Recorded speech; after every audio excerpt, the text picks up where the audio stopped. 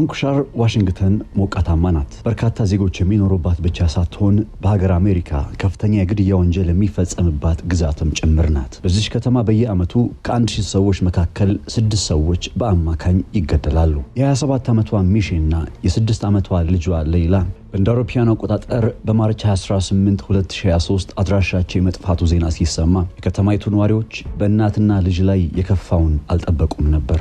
መርማሪዎች የጠፉትን እናትና ልጅ ለማፈላለግ አንድ ብለው ሲነሱ የመጀመሪያ ጥያቄያቸው ለመጀመሪያ ጊዜ ከማን ጋር ነበር የታዩት የሚለውን በማንሳት ነበር። ሚሼና ልጇ ፍልቅልቋ ሌይላ ለመጨረሻ ጊዜ የታዩት በማርች 12 2023 ከርክላንድ ዋረን ከተባለ የሚሼል የቀድሞ ፍቅረኛ ጋር እንደነበር የተረዱትም በዚህ ጊዜ ነው። አድራሻቸው የጠፋው እናትና ልጅ ከከርክላንድ ጋር በአንዲት በርገንዲ ቀለም ባላት መኪና ውስጥ ለመጨረሻ ጊዜ በታዩበትና ፖሊስ የ27 ዓመት ልጇና የ6 ዓመት የልጅ ልጇ እንደጠፉባት እናታቸው መረጃ እስካገኘበት እስከ ማርች 18 ቀን ድረስ 6 ቀናት አልፈዋል። በእነዚህ 6 ቀናት በርካታ ነገር ሊፈጠር እንደሚችል በመረዳትም መርማሪዎች ፍንጭ ለማግኘት ከርክላንድን ማለትም ለመጨረሻ ጊዜ አብሯቸው የታየውን ግለሰብ በቁጥጥር ስር በማድረግ ቃሉን መቀበል ጀመሩ።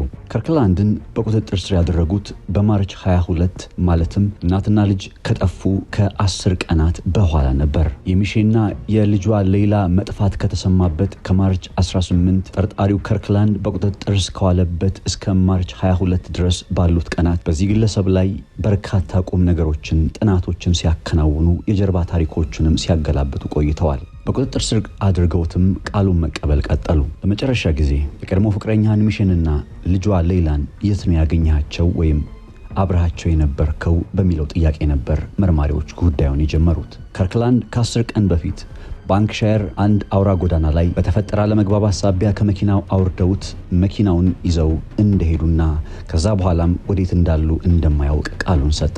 መርማሪዎቹ ቀጠሉ። ከነሱ ከተለየ በኋላ ወዴት ነበር ያመራኸው ብለው ሲጠይቁትም ከርክላንድ የሁለት ልጆቹ እናት ወደ ሆነችው ወደ ሚስቱ ሞኔ ጋር በመሄድ በቤቱ እንዳሳለፈ አስረዳ።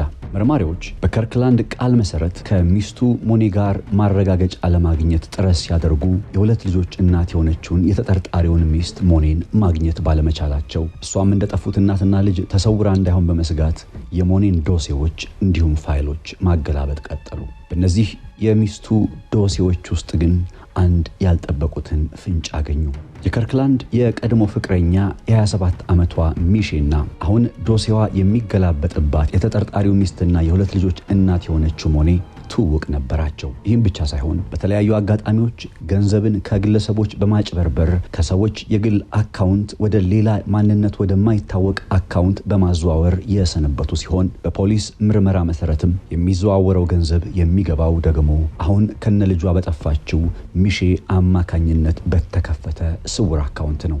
በዚህ ስውር አካውንት በጥቅሉ $250,000 የሚጠጋ ገንዘብ ወደ ሚሼ አካውንት ተጭበርብሮ ወይም ተሰርቆ ተዛውረዋል። ይህን የተረዱ መርማሪዎች ታዲያ በተጠርጣሪው ከርክላንድ አማካኝነት የተገናኙ የሚመስሉትን ሚሼንና ሞኔን ምንዋጣቸው ማለታቸውን ሲቀጥሉና ፍለጋቸውም ሲጠናከር ሞኔ ካለችበት ብቅ ብላ መኖሯን አረጋገጠች።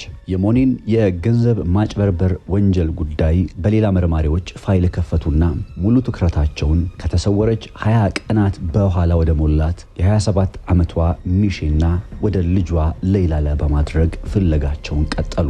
ዋና ተጠርጣሪው የሆነው ከርክላንድ በእርግጥም ከተሰወሩት እናትና ልጅ ጀርባ ሊሆን እንደሚችል የገመቱት መርማሪዎች በዚህ ግለሰብ ላይ የጀርባ ታሪኩን በማጥናት ፋይሎችን ማገላበጣቸውን ሲቀጥሉ ከሌላኛዋ የአሜሪካ ግዛት አርካንሳስ የተሰማው ጉዳይ ይበልጡኑ ነገሮችን የሚቀያየር ሆነ። ይህ ታሪክ ወደ ኋላ 7 ዓመታትን የሚመለስ ታሪክ ሲሆን በ2017 እንደ አውሮፓውያን አቆጣጠር በአርካንሳስ ከርትስ የተባለ አንድ ሰው በሽጉጥ ጭንቅላቱን ተመቶ የተገደለበትና ከዚህ ግድያ ጀርባ ደግሞ አሁን በጠፉት እናትና ልጅ ጉዳይ ተጠርጥሮ በፖሊስ ቁጥጥር ውስጥ የሚገኘው ከርክላንድ መኖሩን ያረጋገጠ ነው። ከርክላንድ በ2017 በአርካንሳስ ግዛት ከርትስ የተባለውን ሰው እንደገደለው በፍርድ ቤት የተረጋገጠበትና እሱም ግድያውን መፈጸሙን በማመን ዘመን ጭምር ፍርዱ የተጠናቀቀ ሲሆን የዕድሜ ልክ እስራት ተፈርዶበት ነበር። ይሁን እንጂ ከ2018 እስከ 2020 ባሉት ዓመታት በእስር ቤቱ ባሳየው መልካም ባህሪ ሳቢያ $250,000 ቦንድ የዋስ መብቱ ተጠብቆለት ነፍሰ ገዳዩ ከርክላንድ ተለቋል። ከዚህ በኋላ ነበር በግድያ ወንጀል ጥፋተኛ የተባለው ከርክላንድ ከአርካንሳስ ወደ ቫንኩቨር የተመለሰው። አሁን ደግሞ ከ27 ዓመቷ ሚሼና ከ6 ዓመቷ ሌይላ ደብዛ መጥፋት ጀርባ ተጠርጥሮ በቁጥጥር ስር ውሏል። ትክክለኛውን ተጠርጣሪ በእጃቸው እንዳስገቡ የተረዱት የቫንኩቨር መርማሪዎች ተጨባጭ መረጃ በማፈላለግ በእጃቸው ያለውን ሰው ለፍርድ ማቅረብ ተቀዳሚ ስራቸው ሆኖ የመሰሏቸውን መስመሮች ሁሉ እየተከተሉ ያገኙትን ቀዳዳም እየገቡ በዚህ ሰው ላይ ማስረጃ ለማግኘት የጠፉትን እናትና ልጅም ካሉበት እንዲገኙ ለማድረግ ብርቱ ጥረት በማድረግ ላይ ናቸው። ቀናት በቀናት ላይ እየተደረቡ ሳምንታትን ቢያስከትሉም ደብዛቸው የጠፋው እናትና ልጅ ግን ከየት ናቸው የሚለውን ጥያቄ መመለስ እጅጉኑ አዳጋች ሆነ። ምንም እንኳ በእጃቸው ገላቸው ወይም ጉዳት ሊያደርስባቸው እንደሚችል የሚጠረጥሩት ተጠርጣሪ ቢኖርም በዚህ ሰው ላይ ግን ማስረጃ በማግኘት ግለሰቦቹን ማግኘትም ሆነ ተጠርጣሪውን ለፍርድ ማቅረብ እጅጉኑ ከብዷቸዋል። በዚህ መካከል ግን ልብ ሰባሪው ዜና ከቫንኩቨር ወንዞች መካከል ተሰማ። 3 የተፈጥሮ አድናቂዎች በጥቅጥቁ ጫካ በዝምታ ከሚፈሰው ወንዝ ዳር ውስጥ ተራራ እየወጡ በነበረበት ወቅት ያገኙት በድን አካል ፖሊስን እንዲጠሩ አስገደደና ፖሊሶችም በደቂቃ ከተፋሉ። በቅርብ ርቀት ላይ ግማሽ አካላቸው በአውሬ ተበልተው የሚታዩት የ27 ዓመቷ ሚሼና የ6 ዓመቷ ፍልቅልቅ ልጇ ሌይላ ነበሩ። ሚሼ ራሷን በራሷ የምታስተዳድር ሴት ናት። በማህበራዊ ትስስር ገጽ በተለይም በቲክቶክ በመቶ ሺዎች የሚከተሏት በተደጋጋሚ በምትለቃቸው ቪዲዮዎች ላይ ስለ ፍልቅልቅ ልጇ ሌይላ አውርታ የማጠግብም ጭምር። በሷ የቲክቶክ ገጽ ለመጨረሻ ጊዜ የሚታየው ቪዲዮ ውስጥ አሁን በፖሊስ ቁጥጥር ውስጥ ሆኖ የሚመረመረው ከርክላንድ ነው። ሚሼና ልጇ ሌይላ ሁለቱም ጭንቅላታቸው ላይ በጥይት ተመተው የተገደሉ ሲሆን ይባስ ብሎም በ6 ዓመቷ ያቺ ፍልቅልቋ ጨቅላ ላይ ወሲባዊ ጥቃት ተሰንዝሮባታል። መርማሪዎች ከዚህ ጊዜ በኋላ ነበር የከርክላንድን መኖሪያ ቤት ለመፈተሽ የፍርድ ቤት ማዘዣ ማውጣት እንዳለባቸው ያመኑት። ባከናወኑት ፍተሻም ታዲያ በጋራጅ ውስጥ እነ ሚሼል ለመጨረሻ ጊዜ የታዩባትን ተሽከርካሪ አገኙና የፎረንሲክ ምርመራዎችም ሲቀጥሉ በመኪናው ውስጥ በአሰቃቂ ሁኔታ የተገደሉት ሚሼልንና የልጇን ሌይላ የደም ናሙና በቀላሉ ማግኘት ቻሉ። መኪና ውስጥ የተገኘው የሟች ሚሼል ስልክ ደግሞ ሚሼ መጥፋቷ ወይም ከተገደለች በኋላ የገንዘብ ልውውጥ መደረጉንና ይህ በቁጥጥራቸው ውስጥ የሚገኘው ከርክላንድ እየተባለ የሚጠራው ግለሰብ ከሚሼ አካውንት ላይ $4,500 ወደ ራሱ ትራንስፈር አድርጓል ወይም አስተላልፏል። አሁን በቂ ማስረጃ እንዳገኙ የተረዱት መርማሪዎች ወደ ተጠርጣሪው ከርክላንድ ቀረቡና ያገኙበትን ማስረጃዎች ሁሉ እያጣቀሱ ኃላፊነቱን እንዲወስድ ወይም ወንጀሉን እንዲያምን ቢጎተጉቱትም እሱ ግን አሁንም እኔ ያልገደልኳቸውም እያለ የአዞ እንባውን አዘነበ። በሁኔታው ተስፋ የቆረጡ መርማሪዎችም ፍርድ ቤት የሞት ፍርድን እንዲፈርድበት ጥያቄ በማቅረብ ፍርድ ቤት ሲገትሩት ጊዜ ምናልባትም ወንጀሉን እንደፈጸመ ቢያምን ከሞት ሊተርፍ እንደሚችል የገመተው ከርክላንድ አዎ እናትና ልጅን ገድያለሁ ሲል ለዳኞች ቃሉን ሰጠ። ገመች ምሽት የሚሼል የቀድሞ ፍቅረኛ የሚስቱን ሞኔን መልእክት ይዞ ማለትም ከተጨበረበረውና ከተሰረቀው $250,000 ውስጥ የተወሰነውን ገንዘብ ለመቀበል በሚል ምክንያት ወደ ቀድሞ ፍቅረኛው ቤት አምርቶ ነበር። ማርች 12 2023 ምሽት የ27 ዓመቷ ሚሼና ልጇ ሌይላ ከበራቸው የቆመውን እንግዳ ቀድሞ ያውቁት ነበርና በመልካም ፈገግታ ነበር የተቀበሉት። የተጨበረበረውን $250,000 ሙሉ በሙሉ እንዲተላለፍ ጥያቄ ማቅረብ ሲጀምር ግን ከሚሼ ጋር አለመግባባት ተፈጠረና ችግሩን ለመፍታት ሁለቱም በቀጥታ ወደ ከርክላንድ ሚስት ሞኔ ለመሄድ ተስማሙ።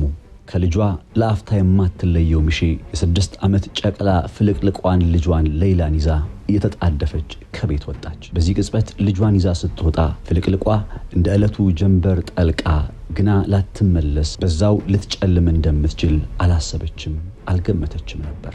የልቡን በልቡ የያዘውና $250,000 የተጭበረበረ ገንዘብን ብቻውን መብላት የተመኘው ከርክላንድ ወደ ጥቅጥቁ የባንክ ሻር ጫካ ወስዶ በሁለት ጥይት ሚሼን ከገደላት በኋላ ቀጥሎም ልጇ ሌይላ ላይ ጾታዊ ጥቃትን ፈጽሞ በዚህም ሳይበቃው በያዘው ሽጉጥ ከገደላቸው በኋላ አይቶ እንዳላየ ከመሆን በቀር ለሌላ ላልታደለው የባንክ ሻር ወንዝ ዳር በድን አካላቸውን ጥሎ ተሰወረ። ወንጀሉን ዝርዝር ጉዳይ በፎረንሲክና በዲኤንኤ ማስረጃዎች ያረጋግጠው የባንክ ሻር ፍርድ ቤትም ውሳኔ ላይ ደረሰ። ከርክላንድ ወንጀሉን ማመኑ የቅጣት ማቅለያ ሆነለትና ከሞት ፍርዱ ቢያመልጥም ቅሉ ቀሪ ዘመኑን ምህረት በሌለው እስር በወኔ እንዲያሳልፍ የመጨረሻ ውሳኔውን አሳለፈ። ይህንን የሰሙ የከርክላንድን ጭካኔም የተረዱ የባንክ ሻር ነዋሪዎች ታዲያ ቀድሞስ በአርካንሳስ የግድያ ወንጀል መፈጸሙን ያመነ ሰው እንዴት በ$250,000 ቦንድ በዋስ ይፈታል የሚለውን ጥያቄያቸውን እንደያዙ ይህኔ ነፍሰ ገዳዩ በዋስ ባይፈታ ሌላው ቢቀር ያቺ ፍልቅልቋ የ6 ዓመት ልጅ ሌይላ ጠልቃ ጨልማ ባልቀረች በእንጭጭነቷ ባልተቀጨች ከማለት በቀር ሌላስ ምን ሊያደርጉ ይችላሉ?